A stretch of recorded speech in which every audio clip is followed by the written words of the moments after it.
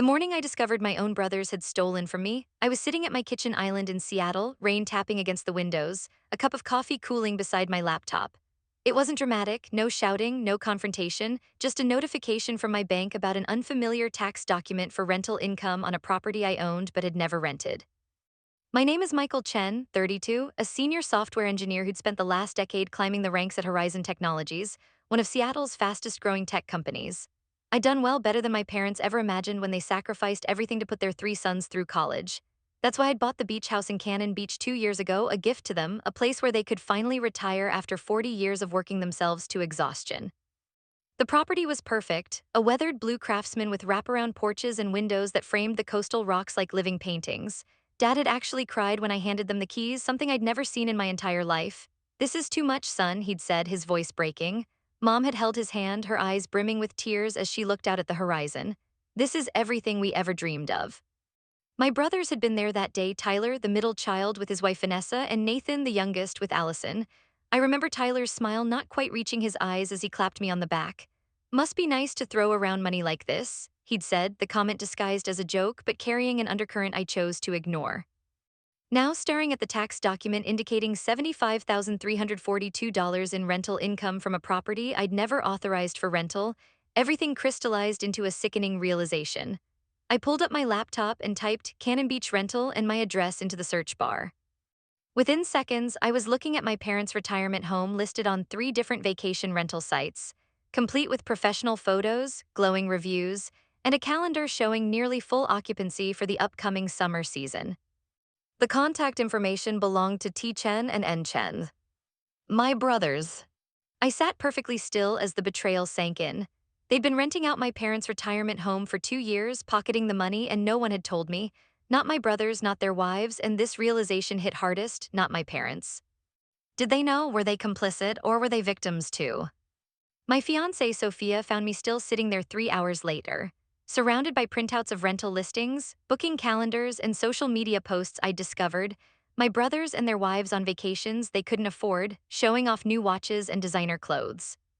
"Michael," Sophia's voice cut through my fog. She set down her bag, her eyes scanning the papers spread across our kitchen island. "What is all this?"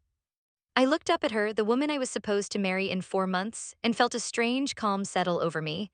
"My brothers have been renting out my parents' retirement home behind my back. For 2 years, they've made over $75,000.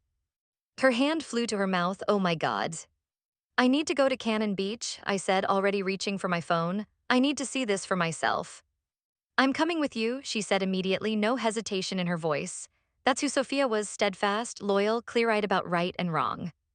"No," I replied, surprising myself. "This is something I need to handle alone."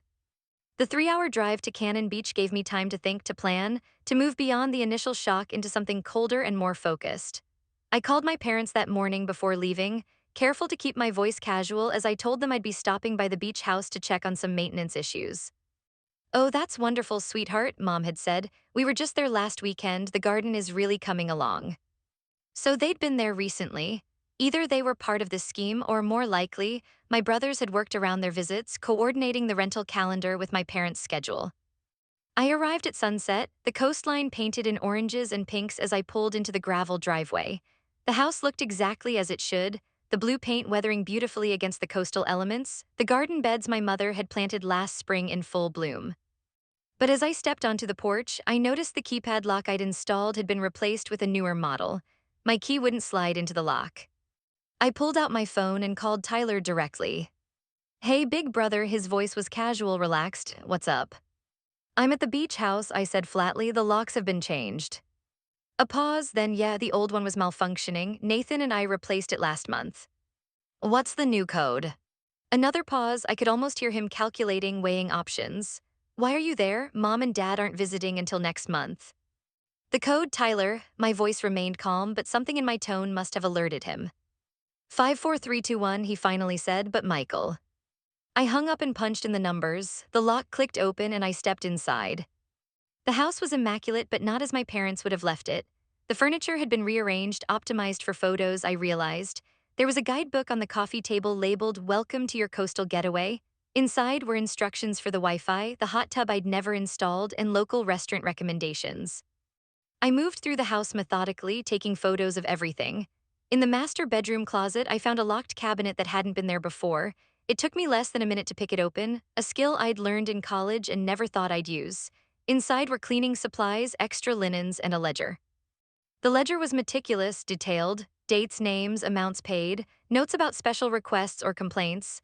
It went back 23 months, almost immediately after I'd gifted the house to my parents. I sat on the edge of the bed I'd bought for my parents, and flipped through page after page of evidence. According to this book, the house had been occupied by strangers for 187 days last year alone. My phone buzzed with a text from Nathan. Tyler says you're at the beach house, everything okay? I didn't respond. Instead, I continued my documentation, moving from room to room, finding more evidence with each step. In the kitchen pantry, commercial-grade cleaning supplies. In the garage, extra furniture stored away, my parents' actual preferences, I realized, swapped out for more photogenic pieces when rentals occurred. By midnight, I had enough evidence to understand the full scope of what they'd done, using a property they didn't own, earning income they didn't report to me, lying to our parents about the availability of their retirement home. I slept in the guest room that night, unwilling to sleep in a bed that strangers had paid to use. In the morning, I called my parents and asked them to meet me at the beach house. Then I texted both my brothers, family meeting at the beach house, 3 p.m., be there. They arrived together, Tyler and Nathan pulling up in Tyler's new Tesla, a car that had appeared 6 months ago, which he'd attributed to a great year at work. Their wives weren't with them, which didn't surprise me. They'd know something was wrong. My parents had arrived an hour earlier. I'd sat them down at the kitchen table and gently, piece by piece, shown them everything I'd found. The rental listings, the ledger, the modified lock, the cabinet of supplies. Mom had collapsed into tears. Dad had gone very quiet, his face ashen. We had no idea, Mom kept saying. We thought they told us they were just using it occasionally when we weren't here for family weekends. Did you ever notice anything different, anything moved or changed? I asked. Dad nodded slowly. Sometimes things felt rearranged, but Tyler said they'd just tidied up after themselves. The sound of car doors slamming announced my brother's arrival. I squeezed my mother's hand and stood to meet them at the door. Tyler entered first, all confidence and casual smiles that died the instant he saw our parents sitting at the kitchen table, their faces grave. What's going on? Nathan asked, his voice already defensive. I didn't answer immediately. Instead, I walked to the dining room table where I'd arranged the evidence in neat, devastating rows. The listings, the ledger, bank statements showing transfers between their accounts, printouts of social media posts, Tyler and Vanessa in Maui last Christmas, Nathan and Allison showing off a new boat last summer. I know everything, I said simply. Tyler recovered first. Look, we can explain. I've spent the night reviewing credit card statements. I cut him off. You've been renting out this house since the week after I gave it to Mom and Dad. You've earned over $75,000 that you never reported to me, the legal owner, or to the IRS, as far as I can tell. The house was just sitting empty most of the time, Nathan argued, his face flushing. It's not like we were hurting anyone. It's not your house to rent, my mother's voice cracked as she stood up. This was our retirement home, not your personal ATM. Mom, come on, Tyler tried, his voice soothing. We were just maximizing a family resource. Michael's making tech money, he doesn't need the rental income, we thought. You thought you could steal from me, I finished for him. You thought you could take advantage of our parents, you thought you wouldn't get caught. It's not stealing when it's family, Nathan shot back. You've always had more than enough while we've been struggling, this was just evening things out a little. I laughed, the sound hollow. Struggling, is that what you call it? I pointed to the printouts of their lavish vacations, the receipts for Tyler's Tesla, the statement showing Nathan's boat loan. You've been living beyond your means on money you stole from me and from our parents. Dad stood up now, his face hardened in a way I'd rarely seen. Your brother worked hard to be able to give us this place. He sacrificed and saved while you two were buying cars you couldn't afford and taking vacations on credit. Dad, please, Tyler tried again. We were going to pay it back eventually. When, I asked, show me the plan for paying back $75,000, show me where you've been setting that money aside. Their silence was answer enough. Here's what's going to happen, I said, pulling out my phone. I've already contacted a lawyer. I'm the legal owner of this property and you've been operating an illegal rental business. You've committed fraud, tax evasion, and theft. You wouldn't press charges against your own brothers, Nathan scoffed, but I could see the first flicker of real fear in his eyes. Try me, I replied evenly, but I'm willing to make you a deal. You can avoid charges if you meet my conditions. Tyler crossed his arms. What conditions? First, you return every penny of the rental income, all $75,342. Second, you both sign a notarized confession detailing exactly what you did. Third, you apologize to mom and dad, not to me. I don't want your apologies. That's ridiculous, Nathan sputtered. We don't have that kind of money just sitting around anymore. Then I suggest you start selling things, I replied coldly. The boat might be a good start, the Tesla too. You can't be serious, Tyler said, his voice dropping to a dangerous level. We're family, you would really do this to us, to our wives, our kids. I looked him directly in the eyes. You did this to yourselves, you did this to our parents, you did this to me, I'm simply holding you accountable. You're being completely unreasonable, Nathan snapped. This isn't theft, this is just family helping family. You've always had more money than you knew what to do with, we were just. Enough, our father's voice thundered through the room. You boys have disappointed me beyond words. Your brother worked hard for everything he has. He was generous enough to buy us this house, something neither of you offered to help with, I might add, and this is how you repay him? By stealing, by lying to us for 2 years. The room fell silent. Tyler and Nathan stood side by side, no longer argumentative but not repentant either. You have 2 weeks, I said finally. 2 weeks to return the money and sign the confession, or I go to the police with everything I've found. And if we don't have all the money, Tyler asked, the challenge still in his voice. Then you'll face the consequences, I replied, just like anyone else who steals $75,000. The next 2 weeks were the longest of my life. I returned to Seattle to work to Sophia, but my mind remained in Cannon Beach. I changed the locks again and hired a property management company to install security cameras and do a deep cleaning of the house. My parents were devastated, caught between their love for all their sons and their sense of betrayal. Mom called me daily, her voice tight with unshed tears as she asked if there wasn't some way to resolve this without such harsh measures. They're your brothers, Michael, she kept saying, family forgives. But forgiveness required repentance, and neither Tyler nor Nathan had shown any sign of that. Their wives had begun a campaign of guilt and manipulation, sending me photos of my nieces and nephews with captions like, Daddy might have to sell our house because Uncle Michael is angry, and we might not be able to go to Disney this year because Uncle Michael wants money. Sophia was livid when she saw these messages. They're using children as emotional pawns, she fumed. Their kids aren't suffering, they're just not getting extra luxuries bought with stolen money. 13 days after the confrontation, I received a text from Tyler. We have most of the money, meeting tomorrow at the beach house as agreed. It wasn't an apology or an acknowledgement of wrongdoing, just a business transaction. I texted back a simple I'll be there and booked a hotel for the night. I wouldn't be staying in the beach house, I couldn't bear to be in that space anymore. The final confrontation was anticlimactic in many ways.